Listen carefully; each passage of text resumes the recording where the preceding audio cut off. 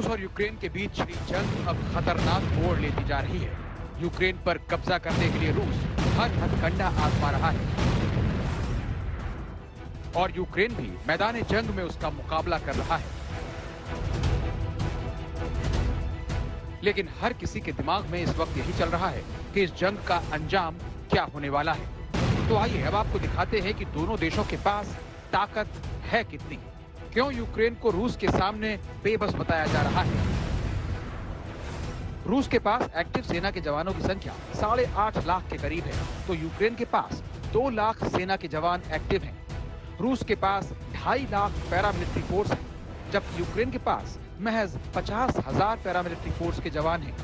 रूस का defence budget 11,52,000 crore रुपए का बताया जाता है, जबकि यूक्रेन का डिफेंस बजट महज 88.87 हजार करोड़ रुपए बताया जाता है। रूस के पास जंगी टैंकों की संख्या 12,420 बताई जाती है, जबकि यूक्रेन के पास 2,096 टैंक हैं। अब तक रूस ने यूक्रेन पर अपने मिसाइल इस्तेमाल किए हैं, टैंक इस्तेमाल किए हैं, फाइटर एयरक्राफ्ट भी इस्तेमाल किए हैं और यूक्रेन दावा कर रहा है कि उसने रूस के कई टैंक और फाइटर प्लेन्स को नुकसान पहुंचाया है। लेकिन रूस के पास यूक्रेन की तुलना में हथियारों का बड़ा जखीरा है। अगर एयरक्राफ्ट की बात करें जिनकी जंग में बहुत जरूरत होती है, तो रूस के पास 4,173 एयरक्राफ्ट हैं, जबकि यूक्रेन के पास महज 318। फाइटर एयरक्राफ्ट की बात करें तो रूस के पास 772 फाइटर एयरक्राफ्ट हैं, जबकि यूक्रेन के पास सिर्फ 69 एयरक्राफ्ट।